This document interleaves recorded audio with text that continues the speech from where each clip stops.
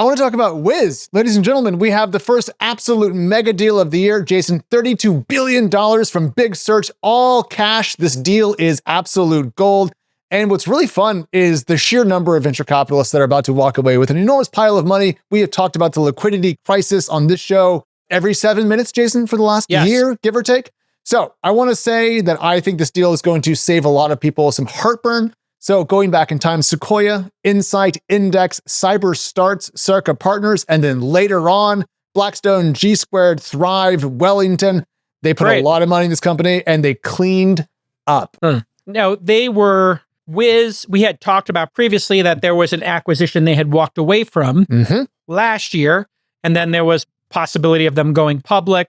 But here we are. This will be like a major test, I think, for this administration. You know, will they try and block it, et cetera? They're no fans of Google.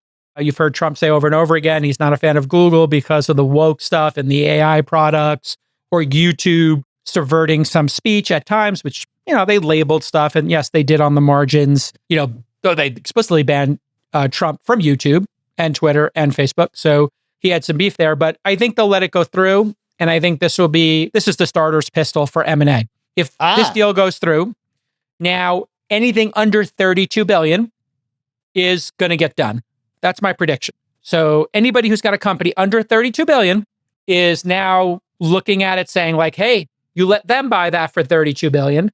We want to sell this asset for 10 billion, 15 billion, or maybe even 50 or 75, because that's not that much more than 32. So the Figma deal, which obviously got stopped by the UK, but you know, maybe it's time for the Figma deal to go through, or they'll IPO. Hey, Jason, if Figma wants to buy what's left of Adobe, I'm not opposed to it. The other way around, I'll be a little bit sad. But you actually raised a really good point. This is not an idle regulatory moment. The FT, who actually broke the news that the deal was about to land before it did, said that the first deal, a $23 billion transaction last year that didn't consummate, was aborted in part because, quote, directors and investors became worried about antitrust hurdles. Now, this year, two things happened. One, yes, the Trump administration, expectations of easier M&A transactions for sure, and Google upped the breakup fee to $3.2 billion.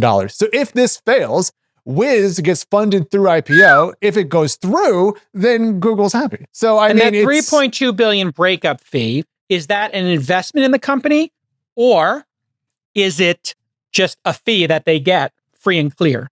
So making a point by analogy, Jason, I think the breakup fee that Figma got from Adobe was $1 billion, and I believe it was just straight cash. So my guess here would be that it's just literally money, not a deal. Sometimes it's constructed as an investment. When we sold Weblogs Inc., they wanted us to pause a lot of what we're doing to do this deal. And so we negotiated, I think it was $500,000 in like 3 payments, so like $250, $125, $125 at each milestone that the deal hit. So if it took, when it hit the 30-day, 60-day, 90-day, or whatever was constructed, they had to pay it. We hit the first milestone. We sent them an invoice. But what I told them was, hey, the breakup fee will be advertising on the Weblogs Inc. network. So it won't be for zero. And they were like, okay, fine. And I literally sent them the invoice. And the person in the deal group was like, are you serious?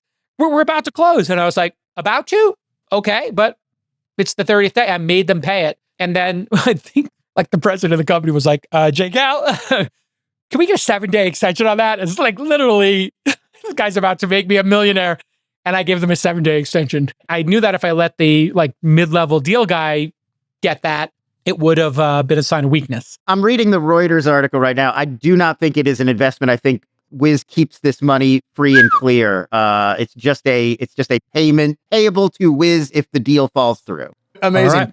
I ran the math though, Jason, just for fun. You had me do IRR calculations using ChatGPT a while back, and now it's become a habit of mine.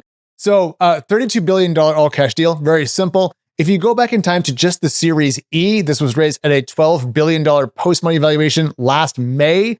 The investors who put money into that round had an IRR of 224%. And if you go all the way back to the Series B, that was in March of 21, $1.7 billion post, at a $32 billion exit, 108% IRR over a 4-year period. Which basically means you doubled your money every year. That's insane.